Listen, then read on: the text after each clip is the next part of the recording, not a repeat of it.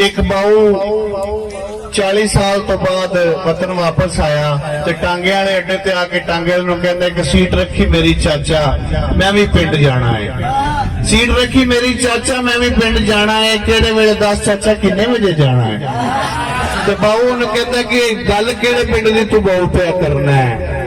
बाऊ तेन मैं हुण किहड़े पिंड खड़ना है। पिंड दियां रौनकां रुस गईयां बाऊ जी, दिलां दियां खुशियां भी खुस गईयां बाऊ जी।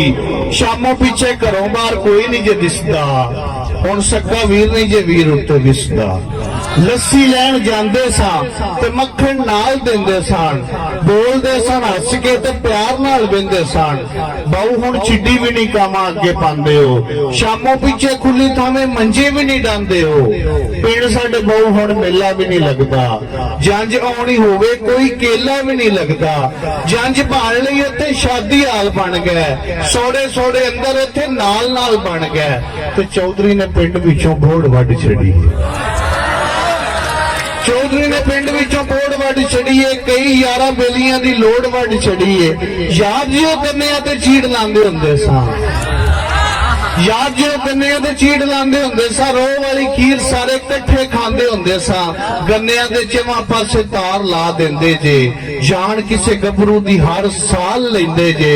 मर जाए मरीज भावें डॉक्टर नहीं पुछदे, जिन्ना भी कोई भन्ने बूआ राती ने जे उठदे। ते ढा के चुबारे लोकां मल छत लिया ने, इन्हां मल्लां पिछे साख साकां हथों गया ने। ते राहियां नूं ते डाकू हुण चिट्टे दिन लुटदे। बाऊ जी मसीतां विच बंब नित छुटदे ते चरखे दा पहिया बाल गलियां च रेड़दे, चरखे दा पहिया बाल गलियां च रेड़दे। सुख के जे खूह लोकी हुण नहीं जे गेड़दे, चरखे दा पहिया बाल गलियां च रेड़दे। सुख के जे खूह लोकी हुण नहीं जे गेड़दे। ते ना माइयां ठंड विच पिन्नियां बनांदियां, ना माइयां ठंड विच पिन्नियां बनांदियां, ना पा के बड़ियां चौल जे पकांदियां। उच्चियां दे बाल सारे शहर पढ़ने पै गए, पिंड दे स्कूलां नहीं ते कम्मी शुद्ध रह गए। पिंड दे स्कूलां नहीं ते कम्मी शुद्ध रह गए। बाल गोली पिल्ला गुल्ली डंडा वेखो भुल गए, खल खान डंगर लोकी वंडा वेखो भुल गए। ते जट्टां हुण टोकियां ते ला लईयां मोटरां, साइकलां दी थां मल्ली आण के स्कूटरां। खाल उत्ते माइयां हुण कपड़े नहीं धोंदियां, साग भी ओ जट्टां कोलों डर के नहीं खोंदियां।